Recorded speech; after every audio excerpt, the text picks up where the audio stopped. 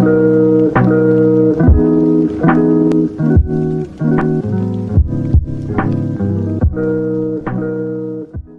guys, what is going on? RedMaster here, and welcome back to another episode of Hidden Combos. I do have a name for this series now, or at least this specific video, because the last time we did this, I was debating whether or not to put it in Hidden or no, but now I have made my decision. It's going in the Hidden Combos. So welcome back to the Hidden Combos. That was an unnecessary long intro. Back with me again to show off one of his, or another one of his decks actually that he showed me. Tegan, how you doing? Hello, Red. Yes, very pleasant. All right, so hello. What we have for you guys today, not a dwarf deck, unfortunately, sad times. But I think we should just go ahead and show them the deck list because it might be easier. You think that's a good idea? Yep. Let's do it. Who needs an introduction? Let's just jump right into the deck list. And here we are. Welcome back to Chain. Well, welcome actually, I should say, not welcome back. Welcome back to the end of the transition. But welcome to Chain Range, the second deck that Tegan has sent me. This is actually a true statement because it's, anyway. Anyway, what do we have here, Tegan? What are we looking at? Okay, so the main thing that I was focusing on was, green is notorious for having its ranged units, especially with the abysmal thing that is Dwarven Scope. And so I decided to experiment with mixing it with my favorite mechanic from Vikings, which is Chain Lightning. And what ended up happening was, it was a lot of chaos. It originally started when I was only using one Dwarven Sharpshooter, and I happened to have a Temple of the Five Gods just on hand, and I just shot once and managed to take out a large swarm of low health enemies, and I just like, I can get used to this feeling. You know what? I can actually make this feeling a lot worse for my opponent. And that's exactly what I decided to do.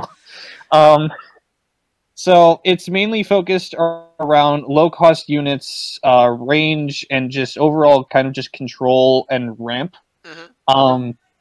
As you can see, there's a little bit of freezing, a bit of like pushing of units. There's knockback. There's rusty hooks to kind of just manipulate where our opponents are on the field. So a lot of just straight board manipulation, whether it be, a push, a pull, a drag, etc. A lot of that stuff going on. Because, as you know, ranged units cannot hit any adjacent units. They have to be at least one space away. It's a range of 2 or 3 squares. More if you have, like, either sharpshooter or scope. So the thing is, if you need to get something off of you, you need to have either coverage from another unit who can do that, i.e. hitting them with some knockback or something like that, or being able to just push them off of you with, say, I don't know, Winds of the Ice Sea or Wind Mage, stuff like that. Okay. Straightforward as you get there. Now, what would you say, though, is probably going to be your go-to range unit, though? Like, what is a good unit to kind of invest in, I would say, for Chain specifically? Because I know there's a lot of additional units in here. Like, we've got the Cultist, we've got the Wind Mage, got the Maddie, Sharpshooter, Troll Gunner, Witch, all that stuff. But, like, I guess, what would you say is sort of, like, the thing you want to protect the most out of all your range units, per se? So, me personally, I tend to focus on our final 3 range units, which are going to be Sharpshooter, Sea Witch, and Troll Gunner. Troll Gunner has the highest stat line of any of our range units. A lot of people would ask, why aren't you playing Southport Cannoneer? But honestly, it's 1 more gold for a 1/1 boost. It doesn't you don't get the treasure when you play it. It honestly felt like it wasn't really worth it for the 1 more gold when you could have, like, honestly better options. Then there's Sea Witch, which honestly, a lot of people know you have the combo of summoning 2 skeletal pirates, which you can either use for offensive purposes or you can use for defensive purposes to protect the Sea Witch from any sort of close combat. With the Chain Lightning as well, that 1 attack, as well as the 2 1 attacks from skeletal pirates, immediately turns into at least 2. Because of the Chain Lightning. So suddenly you can have 3 units with Chain Lightning swinging at your opponent. It can be a bit overwhelming. And then, of course, Dwarven Sharpshooter has been my most fun to play with. Especially, the main reason that I discovered I want to be focusing on this was I was playing with him and a Flux, and if you scroll back towards the earlier cost cards, two of the cards that I pulled were Battle Ready and Thrill of Victory, and giving him 2/2 knockback and the victory rush of gaining 2/1 meant he was getting extremely big, extremely fast, and nobody could even get remotely close to him because knockback with the added range was just horrifying. Slap on a Dwarven Scope, and that's a 5-range unit with knockback, and you got yourself one dangerous boy. It was even better when I played a one-eyed Matty and I managed to pull a Saurus, so he awoke again, so he had a 6-range. That was a time. But I mean, that sounds pretty good. I mean, I kind of understand where the deck kind of just goes off to. It's like probably one of the go-to buffs you want, like you mentioned, Battle Ready, Thrill of Victory. Those two combined are going to make any kind of range unit you have just that much more powerful. Yep. So, I mean, I think we got the general idea of the deck. Of course, you guys know some of the other cards that we're including here. Hovel, Lumberjack, Guards, Armory, even Flux, all just super strong. Even Matty for that random mage. You can never have enough range, I guess, and Matty does provide at least 2 bodies himself, which can be buffed. And then, I guess, another mage, which, you know, Headwood, Lich, Magic Eater, even a whole lot of possibilities there. So, Arius, Karasume. Karasume is really fun when I pull. Yeah, that's. I've actually had a match where I've pulled Karasume out of the Matty, or at least in this deck specifically, and he was able to do so much more, you know, with the Matty bounce. So The fun sheer amount of times. legendaries I've pulled off of Matty with this deck is just really entertaining. So I guess before, oh well, sorry. No, go ahead. No, you were. I was gonna say before we hop into some actual matches with this, I imagine there are gonna be some cards that people are gonna be scratching their heads about. Obviously, just like the last deck. So I'm just gonna kind of have a bit more explanation on them. So that first one's gonna be Frost Strike. I'm pretty sure people don't really understand, or at least see maybe the point in using the Frost Strike here, especially when you've already got the Battle Ready, you've got Thrill of Victory. So I mean, what is the Frost Strike, I guess, doing for the deck? We'll start with that.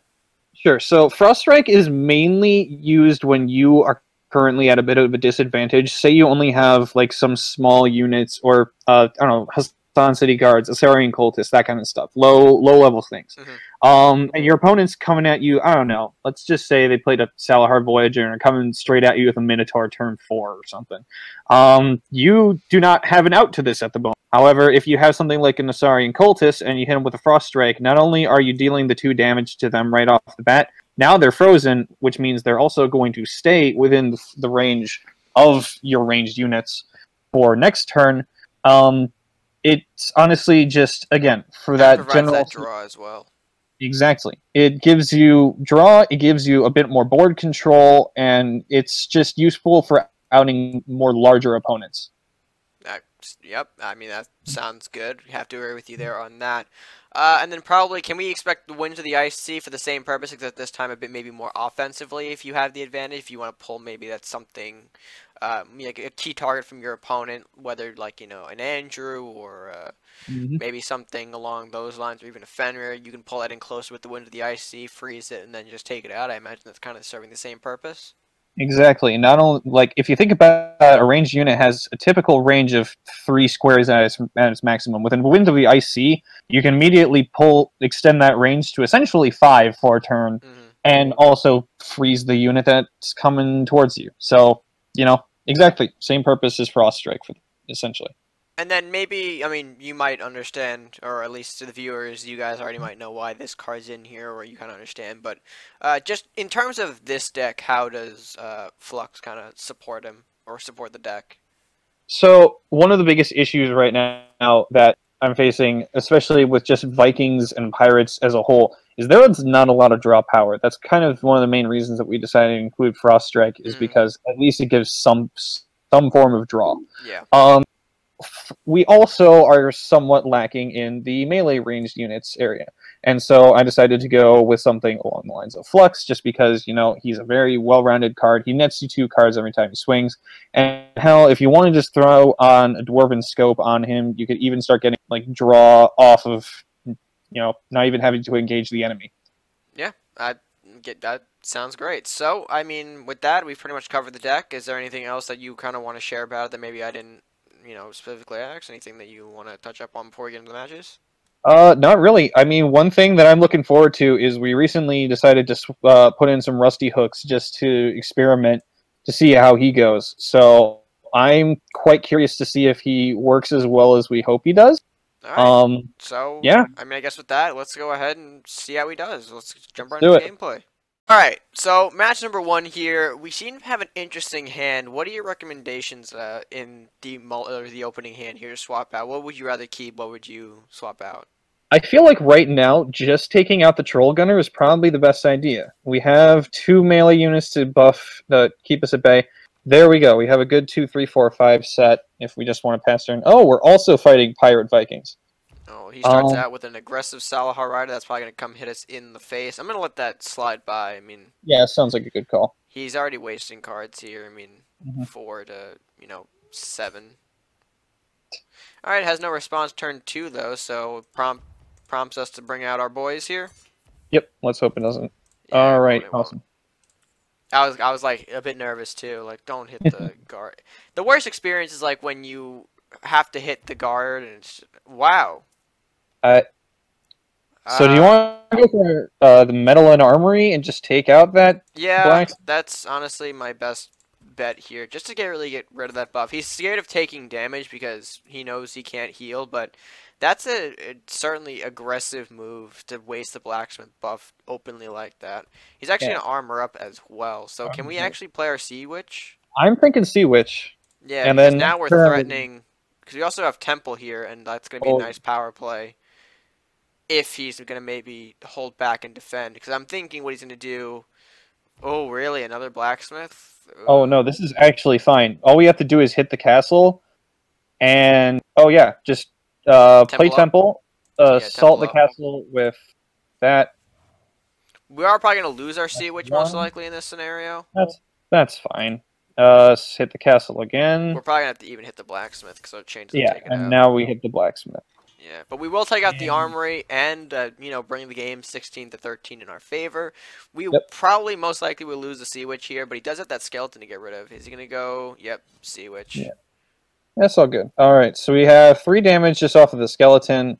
We could go with Maddie, or we could throw the Frost Strike on that skeleton. I was thinking Frost Strike, Sea Witch again. That's what I'm thinking. Because because we also got some draw here. So Pirate's gonna freeze off this Griffin here, weaken it, can't move.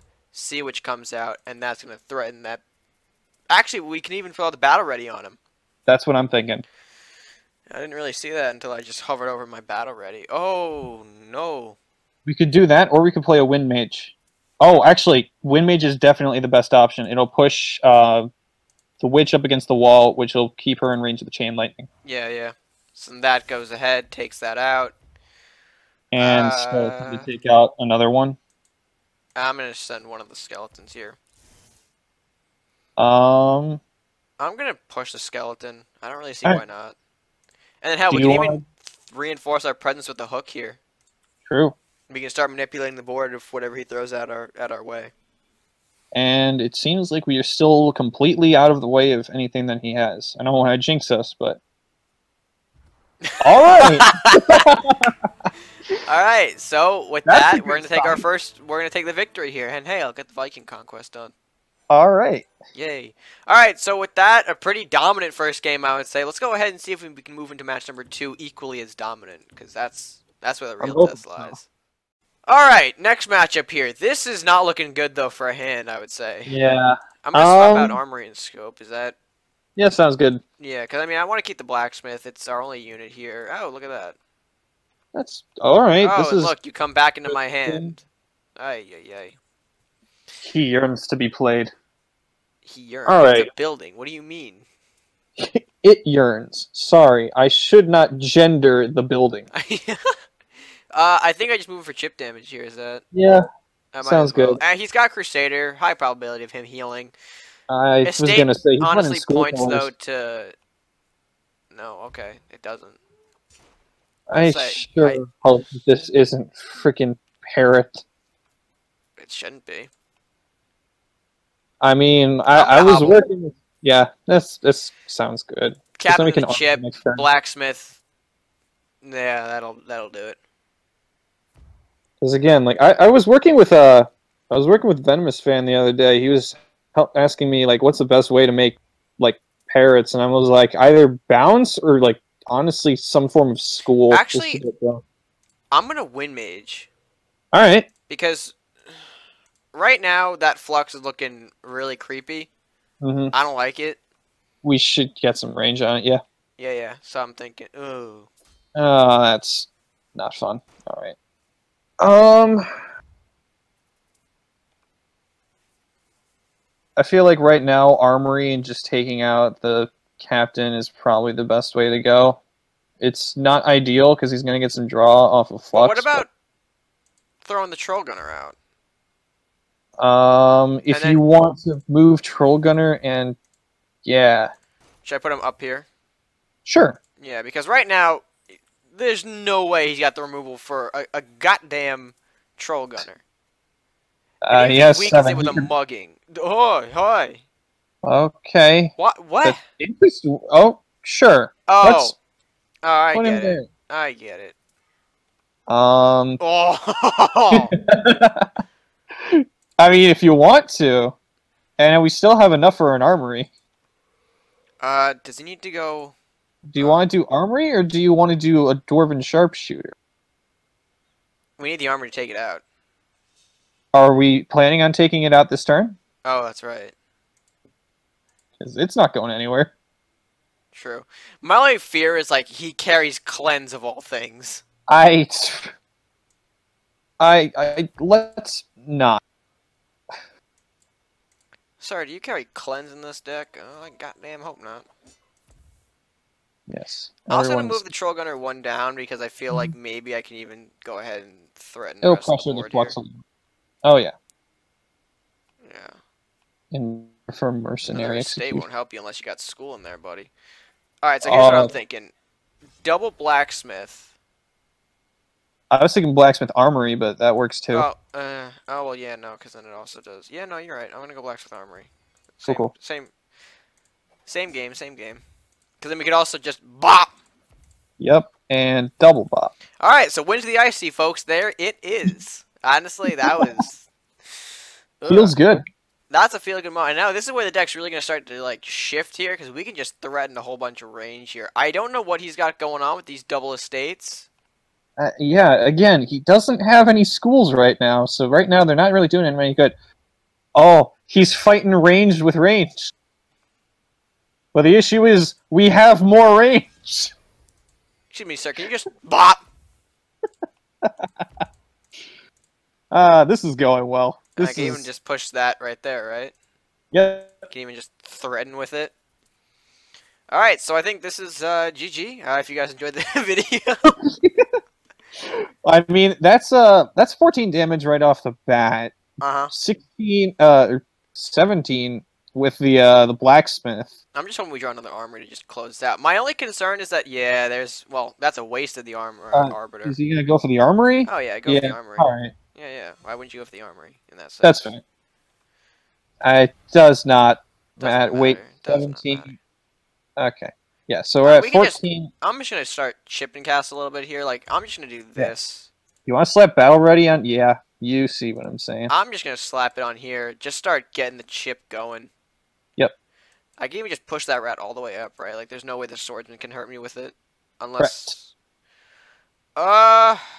If he has a swordsman with the dwarven scope, I'm going to be upset.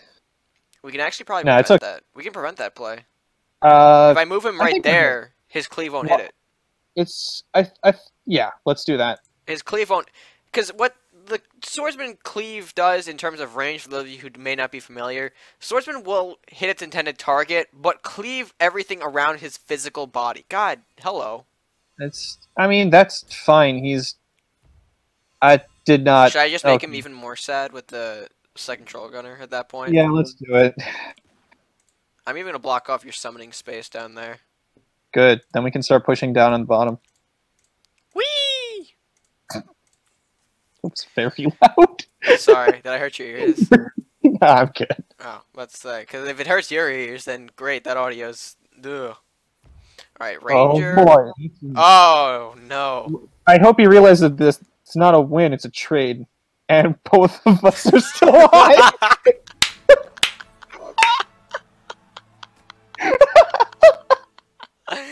You didn't even get the. He's like, no, I'm done. I'm done. I'm done.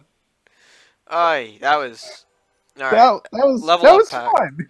Yeah, no, I like that. I like that a lot. Oh boy, Uh, hello. Let's okay. All right. So, I mean, overall, I think the deck went well. We'll transition really quick because I don't want to ruin this clip by making it over 10 minutes, editing, yeah, blah blah sure. blah blah. So let me just go ahead and do that now. But overall, I think we had a successful deck. I mean, what do you think, Tegan? Yeah, it was really fun. And again, as I was saying the other day, my decks may not be necessarily the strongest or most meta decks, but I just try to make decks that are just fun and silly and gimmicky, and sometimes they just work out. And I feel like this is one of those. Exactly, exactly. I mean, at this point, especially for me, I'm more into that mindset as well. As you know, sometimes I like to bring you guys decks that are just fun, goofy, not necessarily the strongest, but are just really wacky, entertaining to use. So as long as you guys maybe feel that way coming into the videos and coming out of these, like, oh hey, that's a fun deck. Maybe I should try it one time. Then I feel like I'm in that sense have succeeded. So, Yeah, you know, it's just and listen, guys, this is not the only. This isn't the final deck that Tegan's come on with. Of course, we've also got one more cooking in the back, and I think you know which one I'm talking about. I do. I mean, maybe even two at that point. But regardless, we definitely have more decks than him. But we also have more decks, of course, on our own here. There's still a bunch of things that I still want to show you guys, which will be revealed in due time. But for now, if you guys like the video, be sure to hit that like button, share your friends, and of course, hit that subscribe button. I messed that up. Hit the subscribe button if you're new, but leave a comment below as well. I swap those from time to time, but it's fine. I still get a message across, right? That's what You I do. did. Yeah. All right. So with that being said, with that mess up, any words from you, Tegan? No, I mean, when it Not comes gonna, down to it, not gonna I give an outro or anything. You're just gonna be like, "Yep, that was it." I mean, the last thing I just want to say is when it comes down to it, this is a game. Games are meant to be fun. So just go out there, make decks, have fun. Yep. Words of the wise here, folks. I mean, and hey, if you want to play a little stronger decks, you do that too, because again, it is a game. So. Yep. Yep, with that being said, for myself and my partner here, that's all we have for now. So until next time, guys, stay gaming.